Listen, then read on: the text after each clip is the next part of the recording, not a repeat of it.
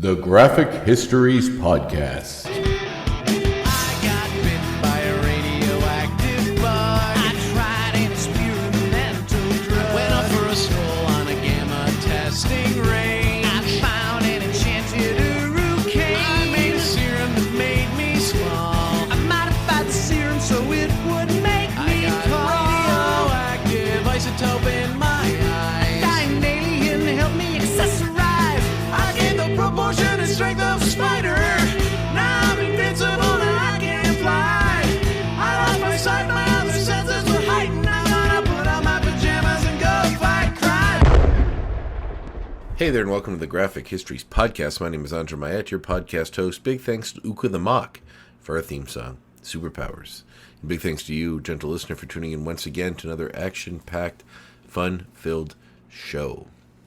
You know, if you like Uka the Mock and like that theme song that we have at the beginning of the show, check out the episode we've had with them on in the past. It was a really great episode. I was thinking about it the other day, how much I enjoyed having them on the show and how fun it was to sort of, get to listen to their stories, how they came together, and the band and the Filk, movement that they are part of. And that was episode 33, so you can check that out in the feed. But yeah, check that out. It's a great episode and really, really fun. But today's episode is with Inaki Miranda, an amazing artist, very talented artist, and budding writer who has been working on quite a few projects all the way from Madrid, Spain, where he resides, as we talk about in the episode. Moved around a lot, has an interesting story, and this conversation gets kind of philosophical. We talk about sort of creativity, the difference between an artisan and an artist, which is an interesting distinction that he makes in his own opinion, and I kind of agree. And about where some of his art comes from, and his feelings and about art in general and its place in the world. They don't always get super deep conversations on the show. We do, I think, fairly every time get a good representation of who the guest is, which is kind of the main goal. But in this one, we kind of go a little philosophical, which I like, and I think it has something to do with speaking with people of different places, different cultures from around the world, getting their take on that sort of thing. It broadens your horizons, makes you think about things in a different way. And Inaki certainly brought some interesting topics to the mic, and we had a really cool conversation, which I hope you will enjoy as well. Things are chugging along here at the Graphic Histories podcast. I don't know, what do you call it? Compound, I guess? I don't know what to call this place, my house. But things are rolling well. We're getting some great guests, great conversations, and a lot of wonderful feedback about the show itself. If you're a fan, please, support the show in any way you can, mostly by giving us a rating, going online and shouting it from the rooftops, doing all that good stuff. But just like, subscribe, and pass it on. Pass it along, suggest it to someone else, and help promote the show. It's a great show. I really love doing this. It's a real labor of love, and I'd like it to be as heard by many people as possible. So thank you for your continued support. Help get it out there, spread the word, and for those of you tuning in, thanks again, much appreciated. All right, well, I sometimes expound on what's going on in the world. As I am recording this, it is election night in the United States of America. I don't know how that's going to go, but it is.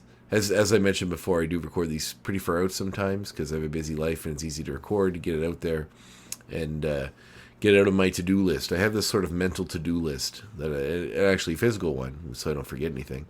But it makes me very happy when I get to take things out of my to-do list. So leaving something like this hovering around for a while takes up a lot of headspace, and I don't want to do that. So, I record these pretty far in advance. Right now the election's going on.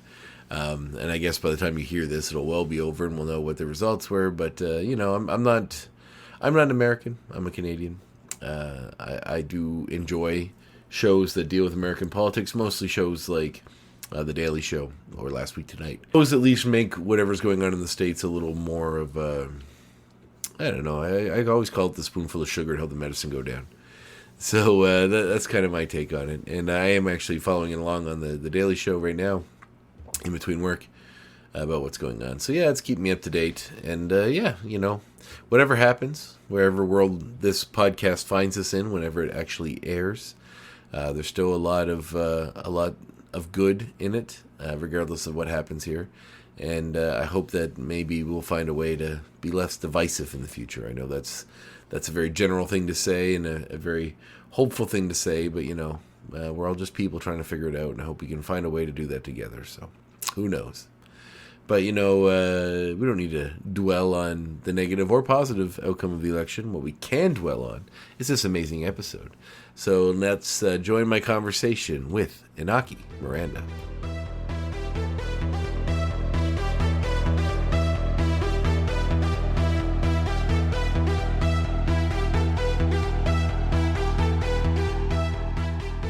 Yeah, I can say Inaki or Iñaki. Both are okay. The Okay. correct Spanish pronunciation is Iñaki, Inaki? but then I would have to use the line on the top, the dash, but I don't Oh, use yes. it. Yeah, Both it's are. like mine with the little accent on the E. It's the, Yeah, yeah. exactly. Yours, Andre? Andre, yep. Andre, not Andre.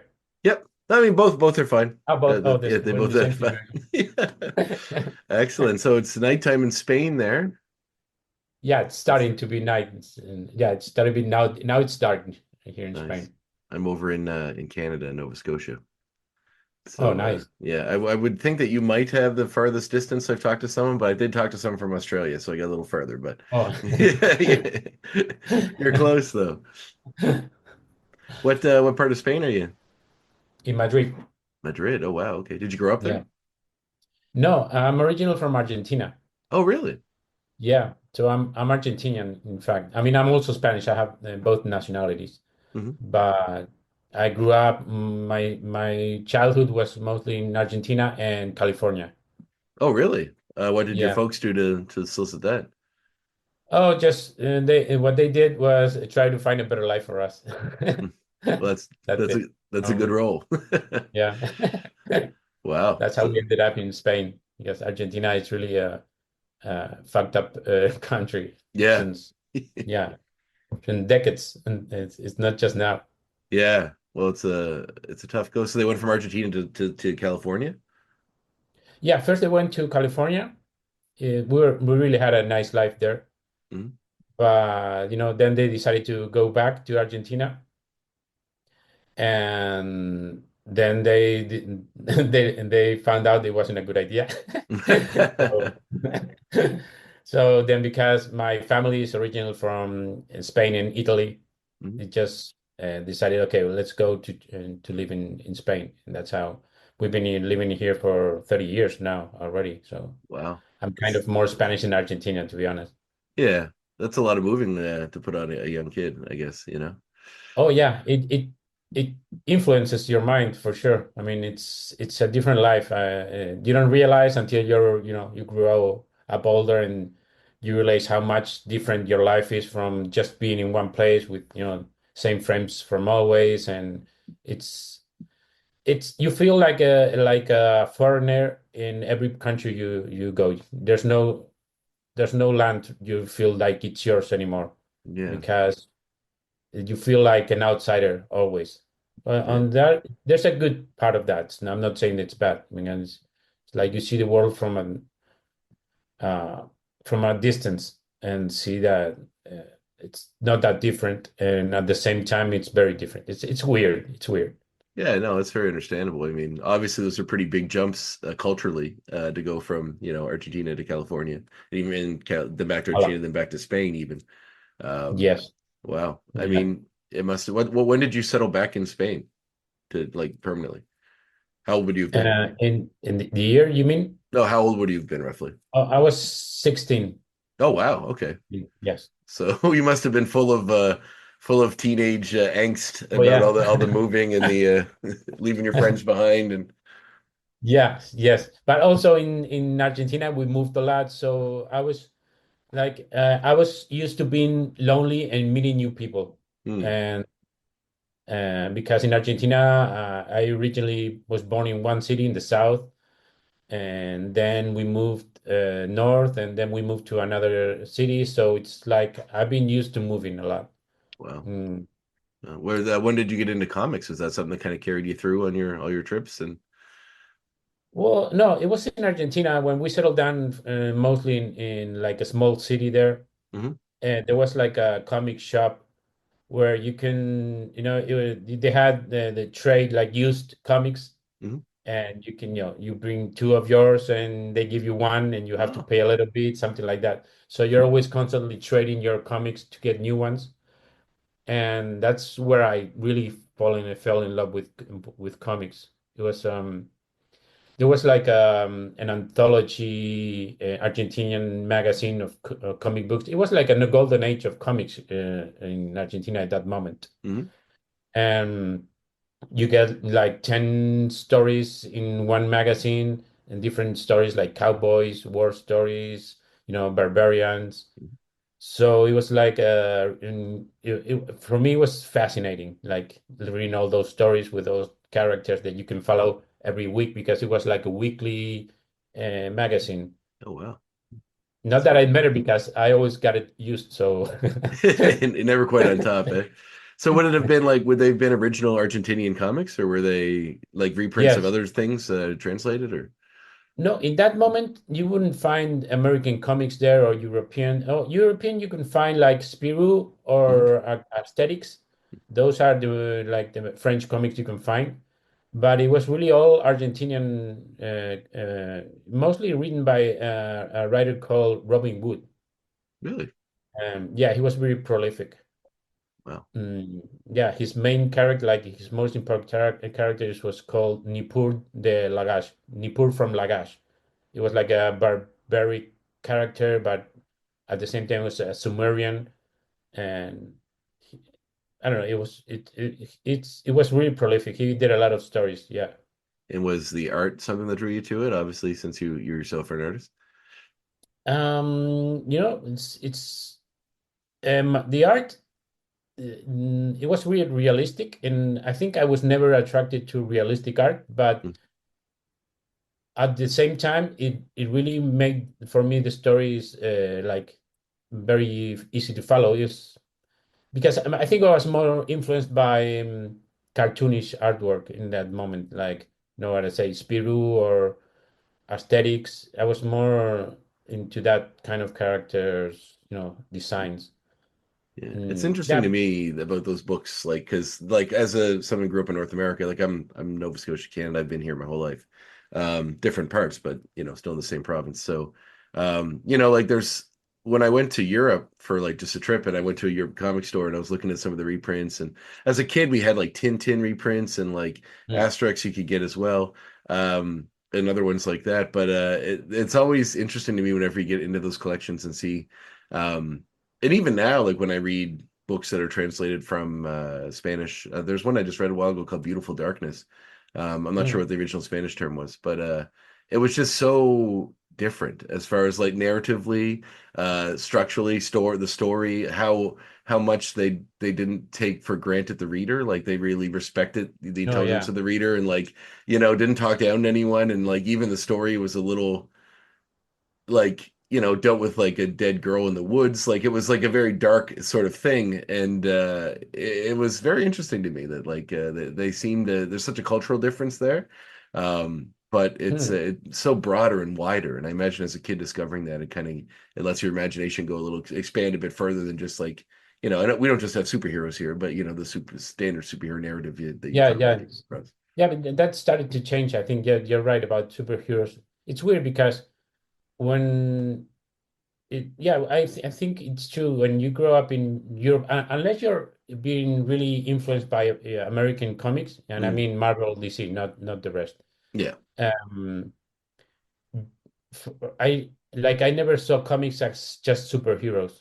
Mm, You see comics as just a medium media that you can use, mm, like any other, writing prose or films or video games.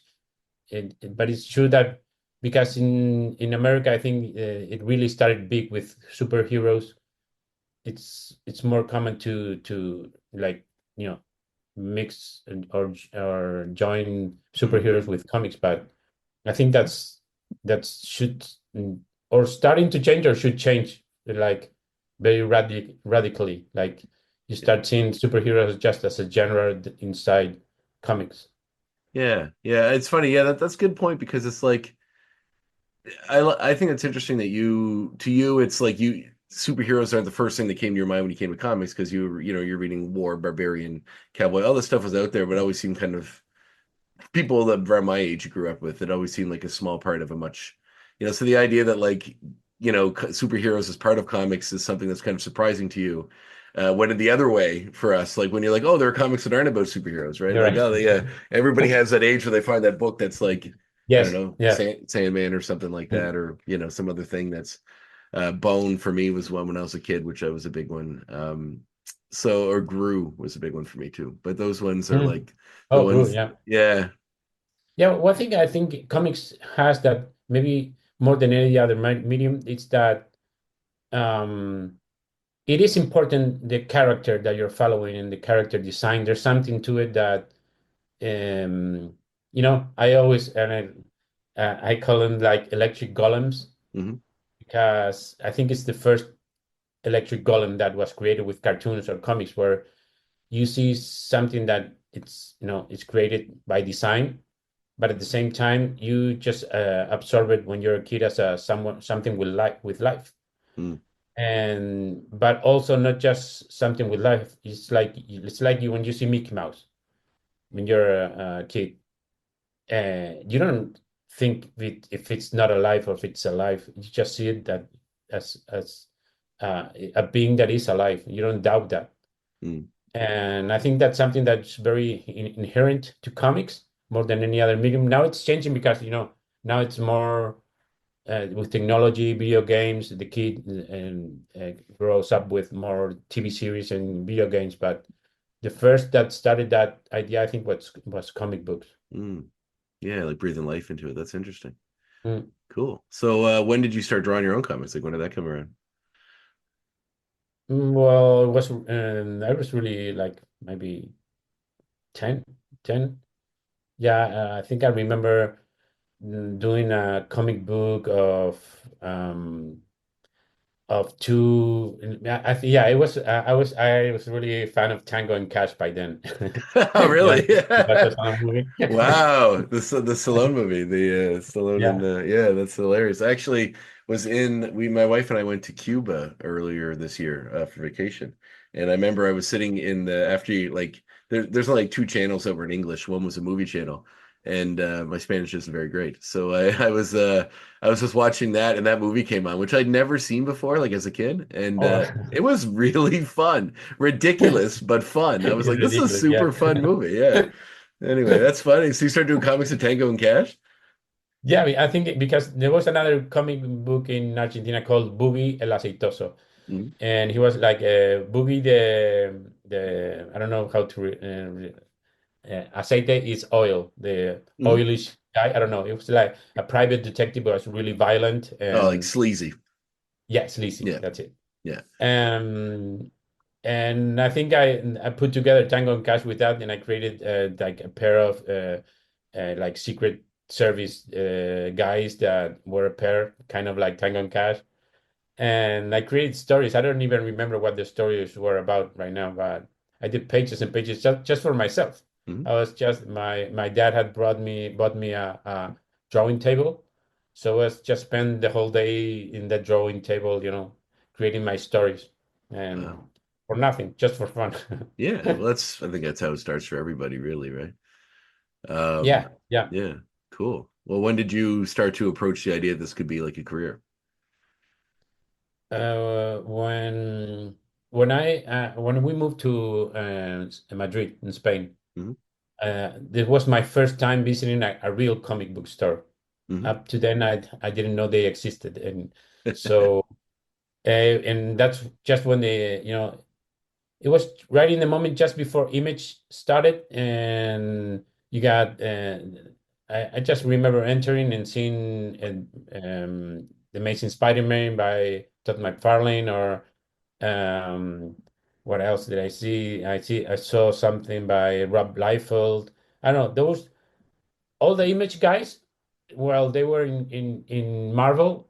Those were I don't know why those were the books that really stood out for me, and I bought them all. And also Slain from Simon Bisley. Oh, wow. Yeah.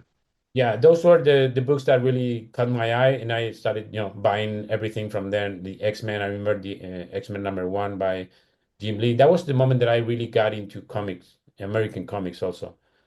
And and that's where I realized, okay, there's a market, an industry, and there are superstars. And by then I was, at 16 years old, and that was important to me like that. Like I saw because it was a moment that I think the industry or the publishers really were playing the game of super like rock stars with the artists. Or Mm. that's what it looked, with the Wizard magazine and all that stuff. Yeah, I was just thinking that because like there was a time period where like you didn't really know who drew the comics. I mean, they had it in there, but it Right. wasn't like it was advertised this drawn by this guy, right? Like it only was around that time period where you're right. Like they became kind of like through the positive and the negative, I guess. They became like the Yeah. superstars, and that gave Yeah. them the oomph to kind of go do their own thing and jump ship. But the yeah, like because Wizard was huge with that. Like that was for most Mhm. people, like I'm 39. Most people my age, like reading Wizard as a young kid, that's how you learned about all this crazy stuff going on in the industry. The internet wasn't a thing. You couldn't go and read, Exactly. Yes, exactly. Bleeding Yeah. Cool or something and find out about them. But Yeah. yeah, that's interesting because you got rated on that prime period where like, you Yeah, know, that's where my first exposure to the industry was. I didn't know what was before that. mm, So to me was, oh wow, this is cool. I want to do that. I want to work for them. I want to be like them, like drawing this colorful, and it was the first exposure to the X-Men, mm, all the Spider-Man, all the designs. I mean, I knew Spider-Man from the animated series, but it was such a different thing, the way they drew the anatomy, everything was like something new for me, and so that's when I really decided, okay, this is what I want to do. And I started like drawing like crazy those samples of superheroes and whatever. And it took me like 10 years drawing stuff, awful stuff, you get your and skills up to sending by par. yeah, then sending by mail because not even by then, not you didn't have email. Mm. You just had to, Xerox the pages and send them in a package, and it was really expensive.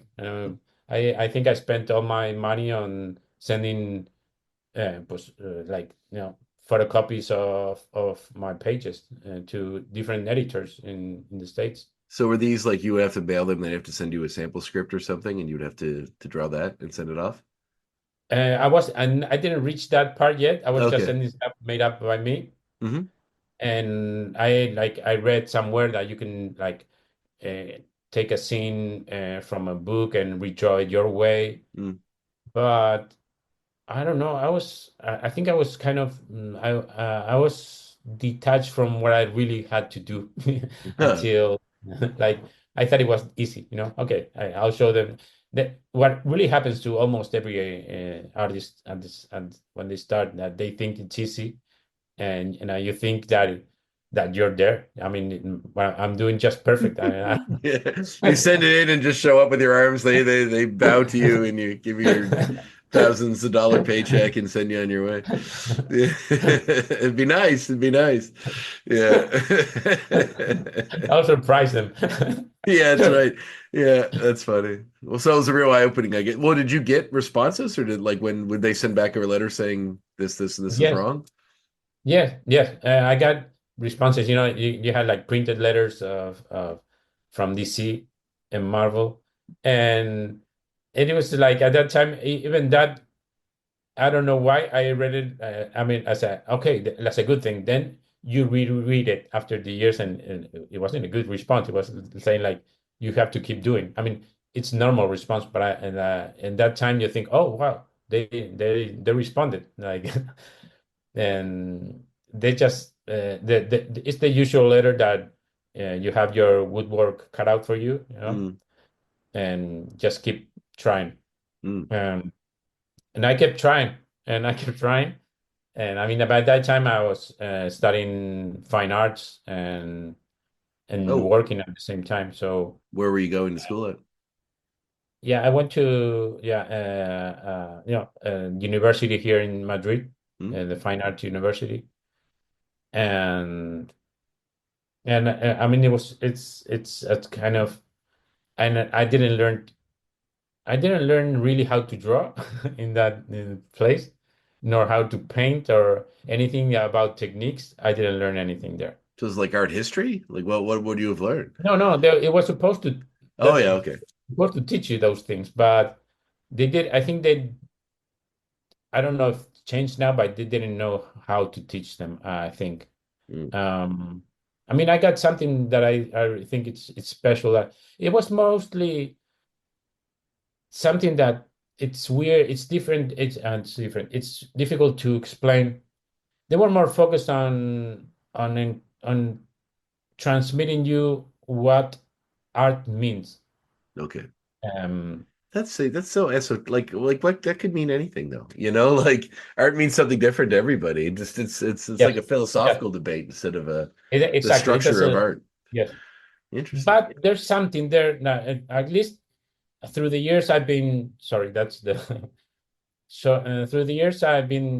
There's something that really, um, it was stuck in my mind. That question, Mm, and it's very difficult. What you say is true. There's something that in my mind separates an artisan from an artist, and I think it's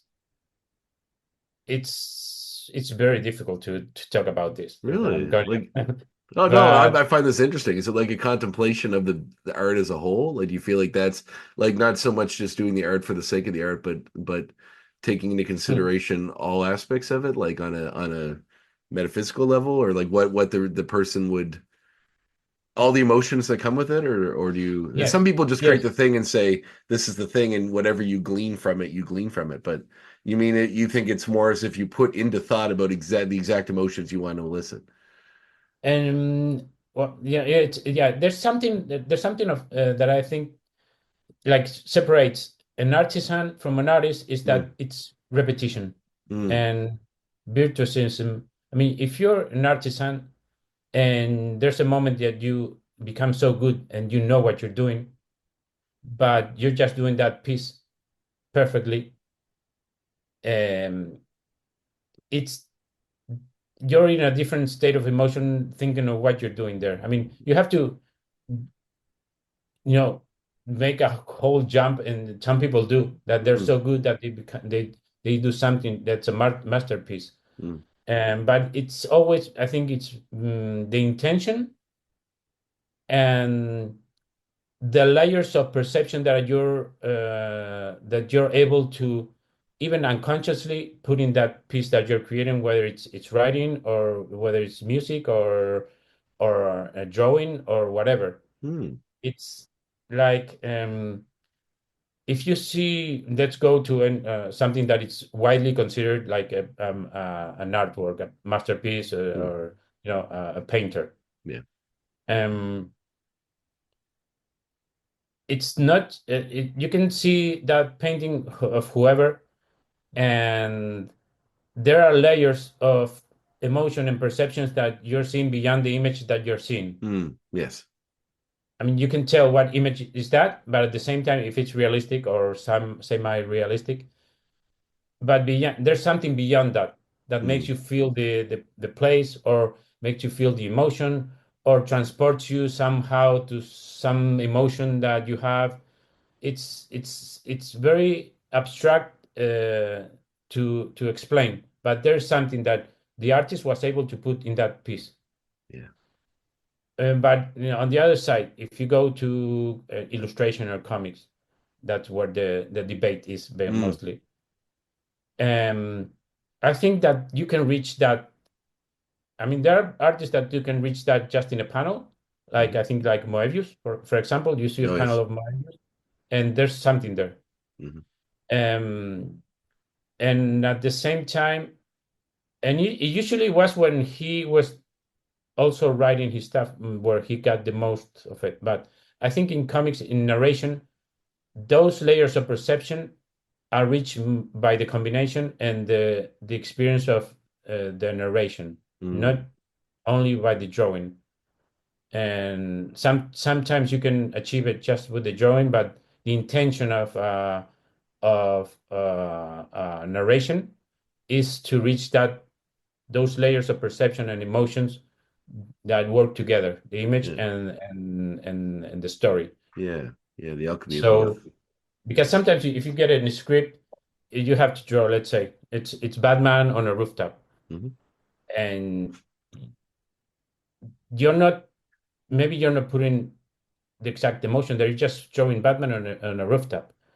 And when you see that page, it will look nice, but there's highly percentage of possibilities that you'll just seeing Batman on a rooftop. You're not seeing layers of something that the artist is feeling at that moment and wanted to tell about that because I'm just talking too much. No, no, no, no, no. This is perfect. I like this. This is very interesting. I mean, it's rare that artists really get that deep into the pros. Like, I find when I talk to people like yourself that had some kind of fine arts education underneath, they can expound on the art side of comics a lot more often enough because there's all these elements that come with understanding painting and sculpture and all these other types of art, art forms that sort of folds into the way they do their art, which I find very interesting. Um, so no, I Yeah, think this and is I'm not saying that I achieved that. I'm not yeah, trying yeah, to. no, no, no, no. But you think about it, which is something that's on a different level, somewhat sometimes. No, I agree. There are certain artists that really resonate with me more than others, and sometimes you can't even explain why. Like Mobius is a great example. There's others like J.H. Williams III. Hmm. They have this ethereal. For me, it's kind of like Bill Sienkiewicz, like those guys. Like there's a weird like etherealness to their art. But for like conventional art, like Frank Quitely's another one that like I don't know why, but his art really appeals to me in some level, and I can't explain it. Um, Yes, me too. Steve Dillon as well. Like his stuff is very. They're all very different, but for some reason, something about, and I think it's because it looks different. I guess it's unique. Like each of those styles is unique from each other, but they're also very unique from the standard style you would see out there. And Yeah, I and also think, I think they have something that, and I also try to, and it's very conflicting to me, mm, but they're not just drawing a face. There's some beauty in the lines that mm, they're using.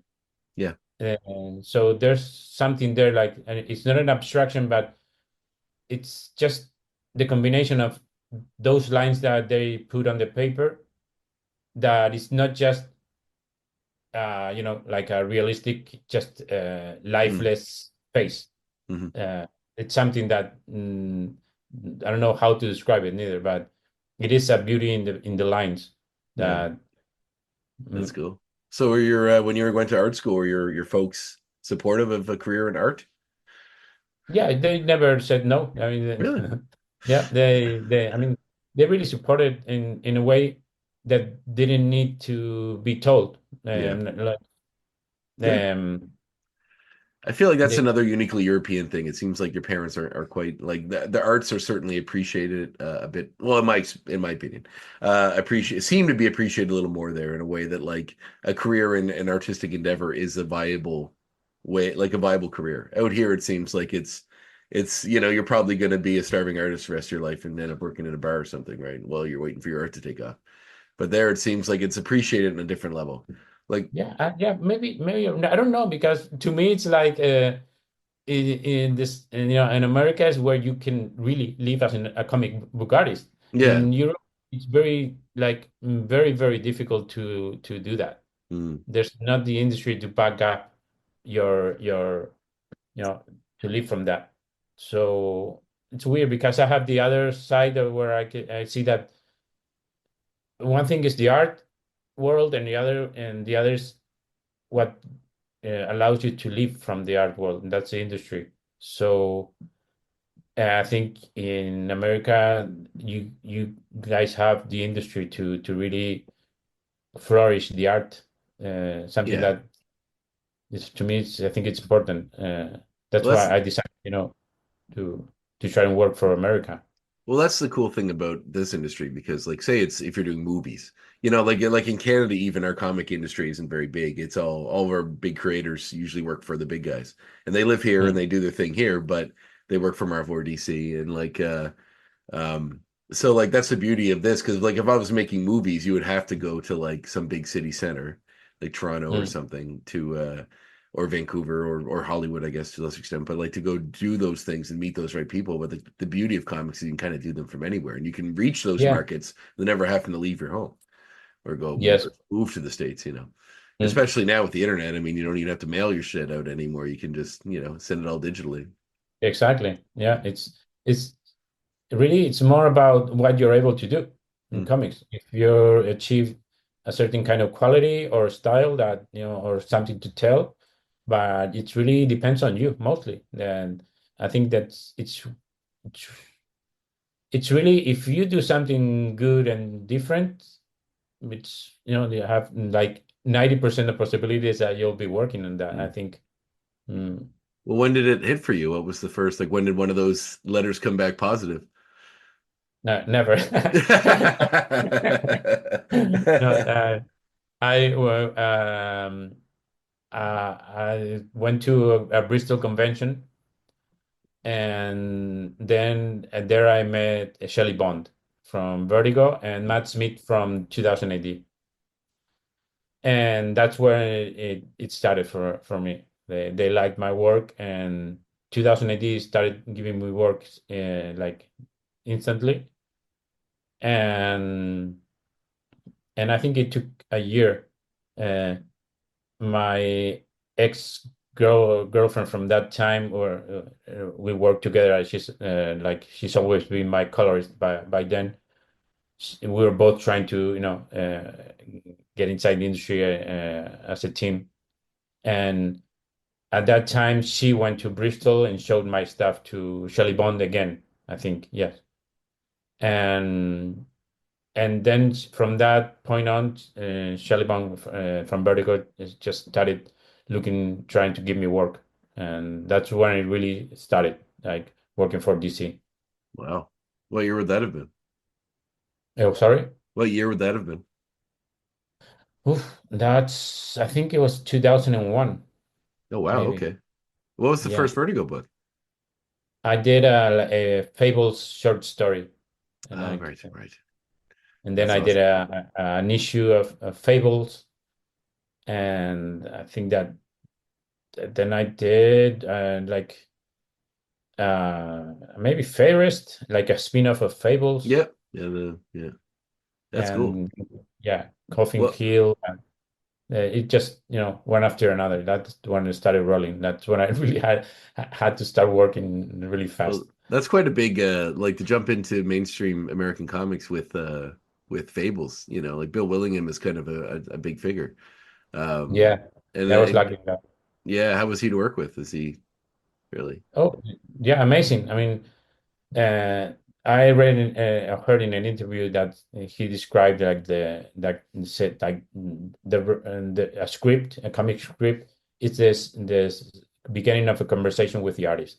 Hmm. So that says it all, Yeah. because someone like him that's just saying that, it's telling you a lot how it's working with him. It's because if he sees the script as a start of a conversation with you, it Hmm. means that he's not imposing anything unless it's really important. But I mean, I also have to admit that I had Shelley Vaughn instructing me and teaching me a lot of how comics were done. So, Oh, I see. uh, yeah, I was Yeah. lucky in that way that I got a lot of information in every work that I did, corrections, and to me it was like an academy. Yeah. So Well, labor even of like because it's a fast paced, like, it's seemingly quite fast paced depending on what book you're on, I guess, in that world. hmm, Where it's like their deadlines are pretty quick. But Willingham's an yeah. interesting figure to me. That whole thing that came out a few years ago when he basically said that the rights to Fables are wide open and anybody can make a Fables book if they want. Because Hmm, that to me that speaks a lot about his integrity as an artist and also his frustration hmm. with the mainstream system. So I always thought that was very interesting part of that guy as a creator. And actually when COVID started, one of my first things I did is I Yeah. had all of the Fables books on my bookshelf, and I hadn't read one yet. Was I read it all in like a few weeks because I would just go every day and pick one trade and read it. And I haven't got through Jack of Fables yet, but I've read that all of the regular Fables, and then it was like, which was quite a journey. It was a very, very cool to Yeah, experience it all in yeah. that way. So, and I think it's amazing, yeah, creating the web of characters that he created and how well it worked in the personalities of each characters and the dialogues, everything was yeah, and even good. like I love the idea. I was reading somewhere that he wanted to use the adversary. He wanted to be Peter Pan originally, but Oh yeah? the rights were not available at that time. It didn't Oh, fall into public domain yet. not yet. So he ended up changing it to Geppetto, but he had made it like he talked about how sometimes you can't take a hurdle as an artistic endeavor because he's happier with how it turned out with Geppetto being the adversary. Like he said, Mm, narratively, it worked out much better in his mind than it probably would have worked if it had gone with his original idea. So I love the people happy that accident. are, yeah, exactly, or at least creatively open to that instead of just letting it ruin them or destroy what they want to do. Mm, Um, but and I mean, Peter Pan narratively does have kind of an evil bend to him, the yeah, stealing kids yeah. and taking them away to another world. And, Captain Hook's like actually the good guy. Like it was a very Yeah, interesting that's a take nice on it. Yeah, twist. try, so, um, that's cool. But, for 2000 AD also is a huge, huge, like, I mean, as someone, in the European area or in that side of the world, 2000 AD is a big towering sort of Yeah, book in Judge Dredd. itself too. Yeah, Judge Dredd too. Yeah. Like one of the most yeah, yeah. iconic non-American comic characters out there, I'd say for sure. Mm, yeah. And Yeah, that and I, I can't complain. I mean that it's being in this phase that I was being, going through. I mean, artistically, where I think I wasn't really prepared. Mhm. I think I was lucky in that sense. Well, just Dread itself is like like the idea of like drawing like when you're drawing a comic, you're like, okay, well, I'm gonna have to draw, cityscapes and have to draw cars. But when you're like, I Mm. have to draw like Mega City One, where it's this massive sprawling, cityscapes that are all built on top of each other and crazy space guns and hover bikes and monsters and mutants and robots, like it's must have been quite a level of insanity when it comes to the learning curve of drawing all that stuff. Yeah, Yeah. yeah, yeah. I had fun with that. Yeah. Awesome. Very cool. What I guess what like because then you went on, of course, to continue on with DC and work on different books as well. I have to say, as a cat owner and lover, you draw some of the best cats I've ever seen in Oh yeah. comics. Yeah. Catwoman's cat there, like you guys do really good. Like there's some of the funnest cat drawings I must say I've seen across the board. No, I'm always in my. I think my conflict up to today is I'm always trying to explore my style and I never get to it. That's Hmm. what I feel like. Really? Yeah, like I'm trying to. There's something in the realistic side that I feel like I want to incorporate, and at the same time, I don't like realistic drawings. So Hmm. I'm always like I think in it's kind of my enemy because I've never I mean in comics you need to really it's I think it's best when you reach a point where you're really comfortable drawing and you can improve on the base that you've achieved and like a style and Hmm. like this is how I draw a face always. And then you don't have to look at a face to know how your face has to look like, and you just keep an improvement on that base. But for me, I feel like I always have to go and just look at a face to see, okay, how am I going to draw this face? Hmm. Just like I haven't created that method of drawing, and that's it's I think it's like it's bad for me. Ah. Uh, So um, you thought like I guess it's not like comics give you a free reign of time to explore every aspect of the art, right? You do the deadline looms and you kind of have to get it right. done. Yeah, So exactly. You can. yeah. Mhm. Yeah, unfortunately you can't play in the medium as much as you'd probably like to. That's fair. I assume that's probably significant with most artists. I've also find talking with artists. I can't remember who I spoke with not that long ago, but someone that we were talking about how I think it might have been Johnny Christmas, and we are talking about how like it seems like you really like resonate with the art of artists that isn't necessarily your own. Like you draw inspiration from all these artists, but if you Mm. look at the style of each of those artists, it's vastly different than your own. And but there's some little aspect of it that you kind of take. But when people say what's your influences and you list up all these people, they're like, well, none of those look like you. Right, exactly. Your Yeah. art, and you're like, well, that's not necessarily just aping their style. There's a whole other level Mm. to it. Maybe it's this perspective. Maybe it's this way this nose tilts, the way the Mm. shadow goes. That sort of thing. But Yeah, yeah, I feel the same. It's like, but I think it's like in art, there's something when you're creating that you've it's like you learned or you grew playing with toys, let's say whatever toys, and that experience that you got from playing with that toy, when you become a creator, what you want to really reproduce is the sensation that you had when you were playing with that toy. So you're going to try to reproduce that toy, mm, but with your own experiences. So it's like if you like certain creators, it's because you enjoy the work and you want to, repeat that sensation that you got, that yeah. fascination when you open the book. And that, at least for me, that's what I try to do all the time. Like, okay, now I don't, I feel like I would enjoy this. Not, and then you're right, you like, you know, eliminate what you just did and try again because you're not getting the same fascination that you got when you read, let's say, whoever Mm, artist. And that's the frustration I think I always get, like to try to reach that level of fascination, mm, but not being like happy with the results that you're getting. mm. Do you find that hard to like reconcile the your opinion about the work, and then I'm sure your editor's like, this is great, perfect, let's go. But you're looking at all the things that you're like, well, this could be better, this could be better. Do you find it hard to set it aside and let the work go when it needs to go? Or do you like No, I don't really think on that. I think I accept yes, and wait, because there's no I think it has to be more with that I know that I can't achieve that in the time I have. mm, So, and it's something that I feel like it's on my side. That's something that it's my fault, mm, and like I should be on a higher level to be able to reach what I like in the time that I have for the mm. page, because there are other artists that do that. So, Wow. I mean, you don't know their internal struggle. They could be having the same, well, yeah, that you are.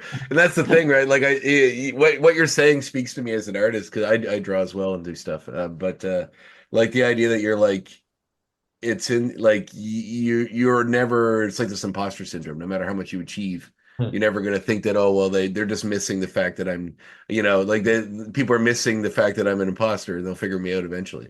When yes, you can have like absolutely. a library full of books of your own work and that people love and cherish, but for some reason there's still some part of you that's like, I don't know, they just don't understand that I'm not as good as I think I am. It'll always kind of be there. But yeah, Yeah. I think that's the plight of almost every artist, most of them anyway. And I don't trust people that don't have any kind of humility about their work, I guess.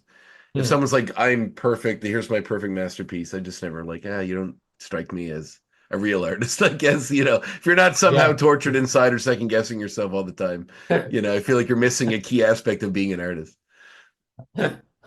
That's funny. Yeah, yeah, you're right. One thing that kind of always amused me is certain things show up in the comic industry, and as an outsider that's just reading them, you're always like, how did this come along? And I know someone like yourself who's an artist probably aren't part of those conversations, but I'm always interested to hear people discuss them. Like you had when DC did the superheroes meeting Looney Tunes characters. I thought that was such an odd and interesting sort of combo, like the Elmer Fudd meets Batman and Bugs Bunny meets Superman. Just like what a strange combination.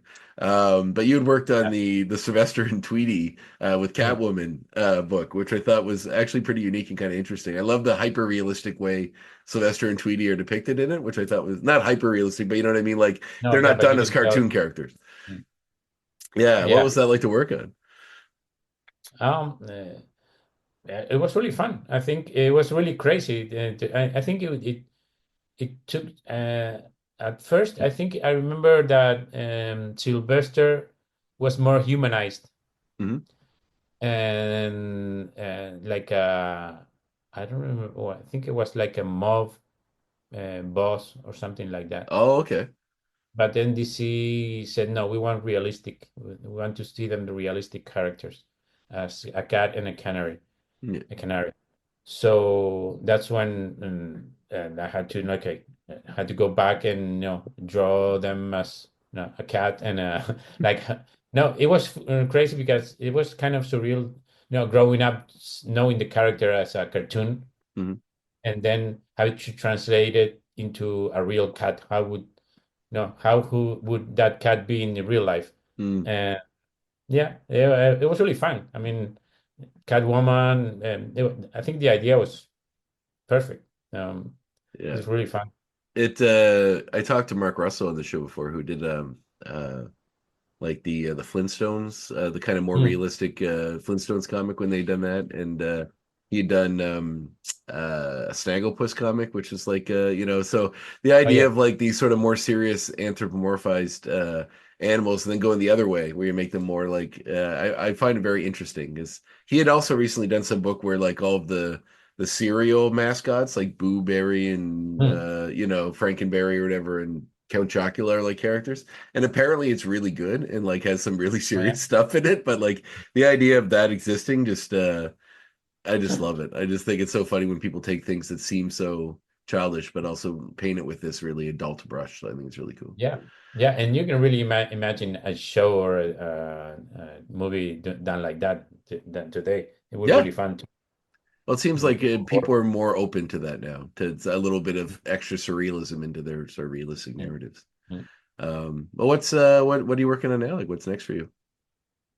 Um, I'm just let's see. I've been working the last year like in three projects at the same time, so I have to think where I'm at right now. Um, I just finished with my brother. I did we live with my brother like back in 4 years ago, I think. Yes, 4 years ago. And now we're creating a new book called Blade Forger. It's going to be released in March 5th, 5th of March. And we just released a Nashcan book in New York Comic Con. Nice. So I just finished those 5 issues. The first 5 issues, they're done.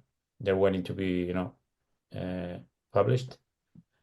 Um, I'm also doing right now three issues of Action Comics for DC, and I've started writing another book. Like hopefully I'll start working on it Oh, you're writing your now. own book. Yes, yes. Excellent. Well, now you get to do your thing. You don't have to, your boss is yeah, your boss is you. You can expand. You can take the time. That's awesome. I was going to No, ask I mean you, that was has been really since the start my intention, and really. uh, I wanted to write.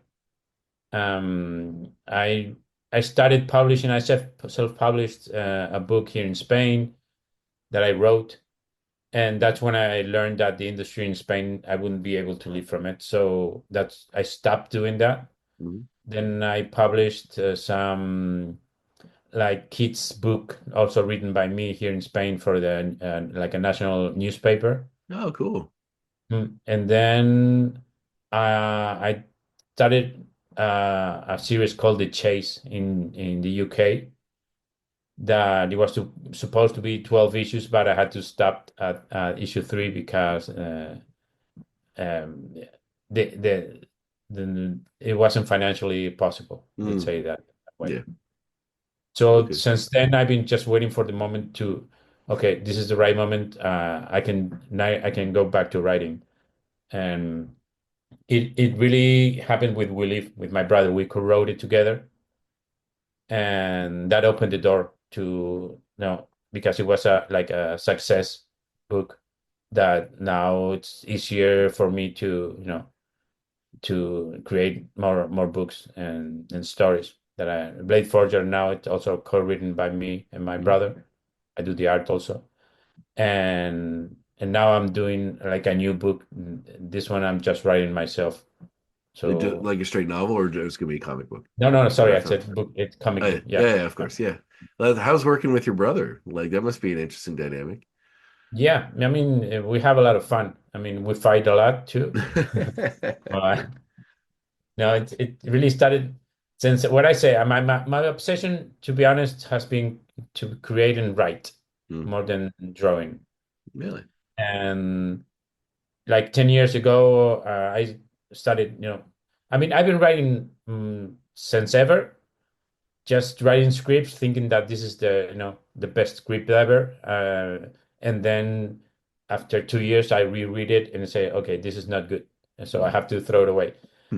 But my mind has been constantly thinking of ideas and writing short stories until you start to stepping in a zone where okay, now I think I know what I'm doing. And because mm, it's a journey that like everything you have to adapt your mind to what you think you're doing. And when at the same frequency what your intention with what you achieve, that's when you can start saying, okay, now I'm controlling something that I know that if I'm able to know if it's good or not what I'm doing. Yeah, So that took me like 10 years. yeah. Well, Yeah. also it helps too when you have someone like your brother, for instance, who would be like you can bounce the ideas off of, and also you can keep each other in check if someone you can't. Yes.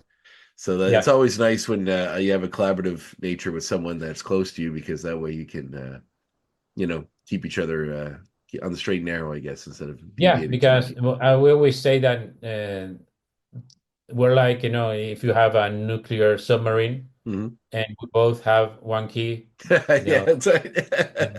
we have to both, turn the Around key. your necks. Yeah, yeah, that's right.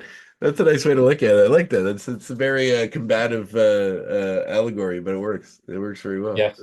Yeah, because I saw an interview of the Coen brothers, Oh yeah, and somebody asked them, "How do you know when you're like, this is the correct scene that you're going to film or write?" I don't know.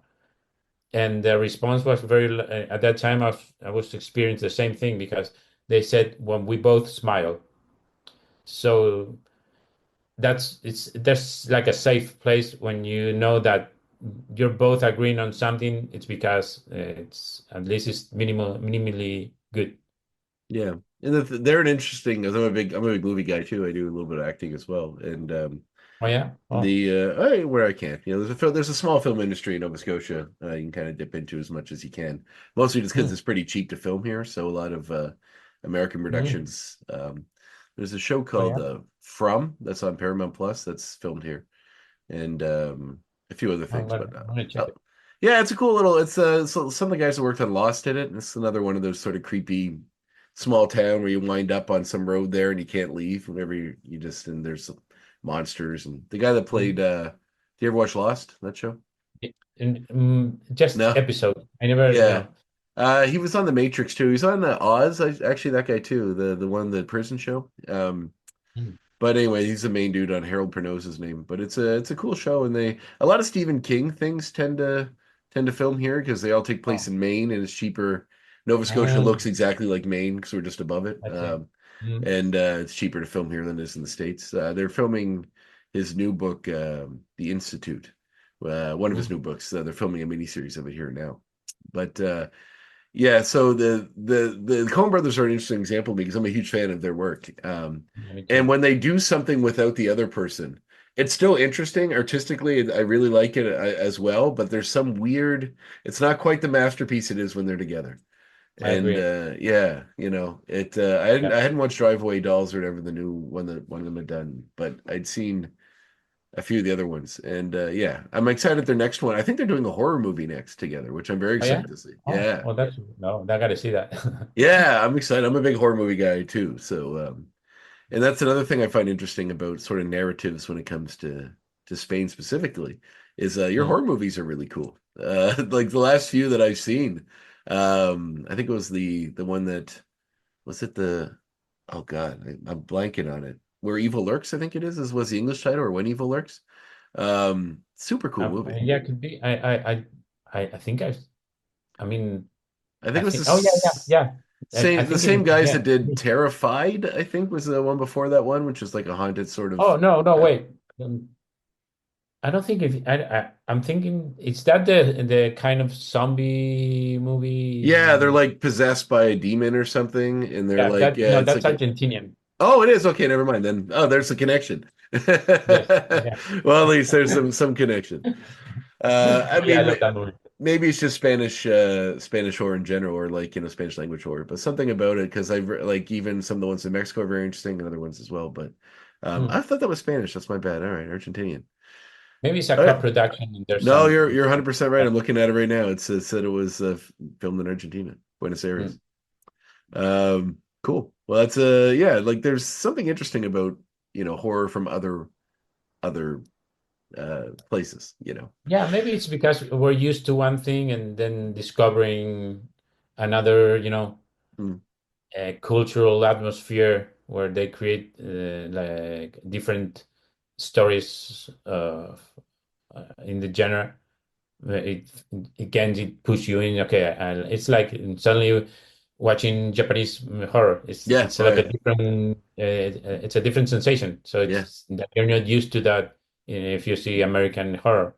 But yeah, Yeah. uh, it's really difficult, I think, to achieve a good horror film. I Mm. agree. I just When watched they one. do it, I just watched one that I was it's Irish one. It's called Oddity. It's on hmm, Shudder if you know. It's just like that's like Netflix for horror movies.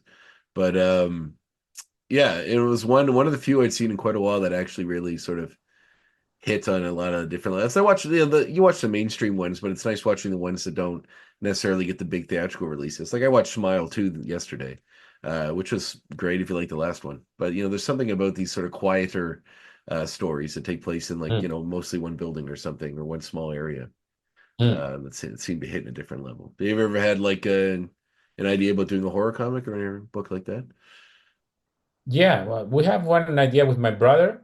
I Nice. think we have to, polish it. We have to find there's something that we haven't found yet in that story. But and then the other day I have another yeah, yeah. Let's say I have another story that I have to see what to do with that. But yeah, to horror stories. I was just thinking the other day about that story, and I feel like in any story, mm, the main obstacle that you have is that it's easier to create a story because you just know you have to fill in the structure, Mhm. and if you can, it kind of becomes like a technique that you know how to place the parts and the scenes and connect them to tell a logical and coherent story. Mhm.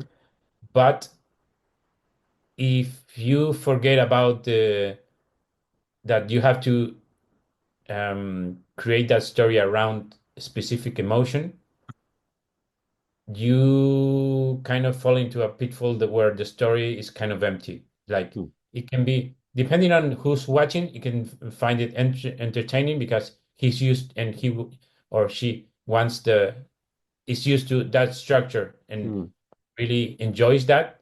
But if you try to go a different level, like the big horror movies or whatever movie, not just horror, the difficult thing is to build everything around an emotion.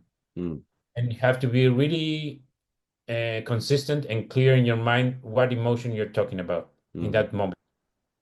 Yeah. So, and if you create a scene and you say, okay, this is the ending, we can go this way, this ending works. but there's something there that say, okay, but I fell off the emotion that I was looking for. Mm. So that's I think the really difficult part on horror or in any kind of genre. It's to stay true to the emotion that you should have first clear in your mind that you wanted to speak about. Yeah. Uh, Well, that's it. Most people don't like. I once heard someone say that Stephen King books are like they're not about the monster.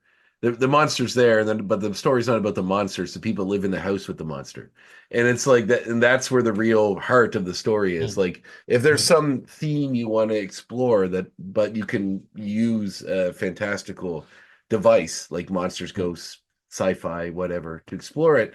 Like you just got to remember that human element. I mean, if it's just a movie where you're just slaughtering teenagers for an hour and a half and there's no real emotional aspect to it. mm. It's fine, but it's just like it's very disposable. But the ones that really resonate are the ones that like, horror Yeah, movies for me anyway, that really kind of hit something or at least do something really unique when it comes to the human side of it. yeah. The Yeah. Exorcist is a great example because you feel that he's feeling the character, Mm, that the what's the word? The for having abandoned his mother. mm, That's the main emotion of the movie that the demon feeds on. yeah. And they like that movie has the perfect emotion that of I can't bring the word in English, but Yeah, yeah. It resonates, yeah. It's funny because I talked about this recently with speaking of Spanish directors, Nacho Vigalondo. Galondo.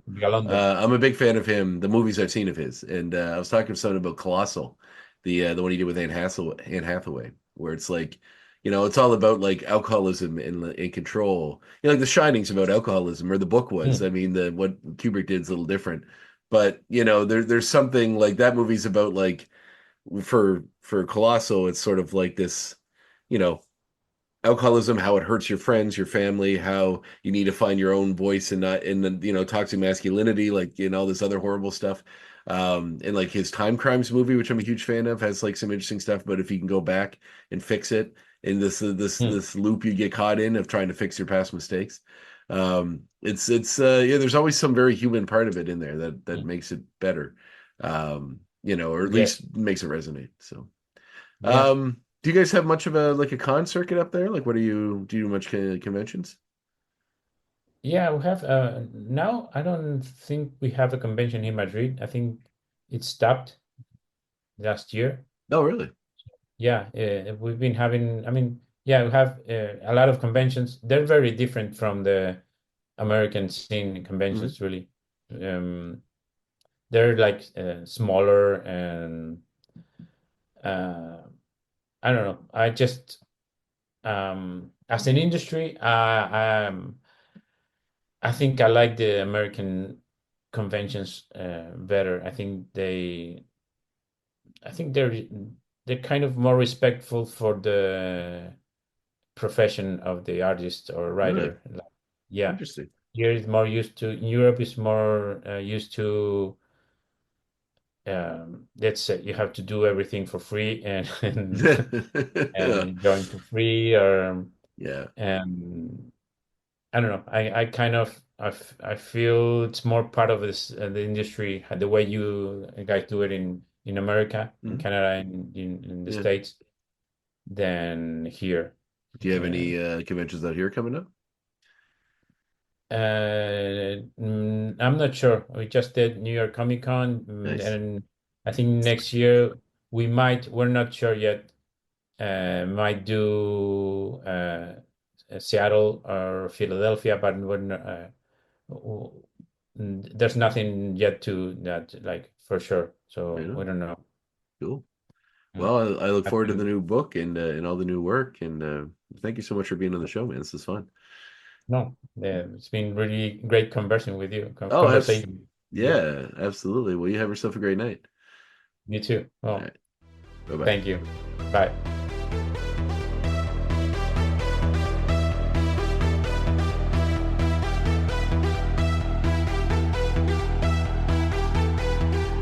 There you you have it, my conversation with Inaki Miranda. Thanks again for tuning in. Thanks to Inaki for being on the show.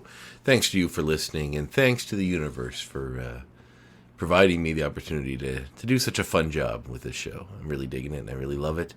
And love you guys for tuning in. So thank you. Thank you very much. Tune in again in 1 week's time for another fun-filled episode. I'll let you know on the socials who that's going to be. But in the meantime, you stay safe. You have fun. And hey, go read a comic book, or any book, really. Just read something. You need to read. The Graphic Histories Podcast is a proud partner of the United Federation of Podcasts.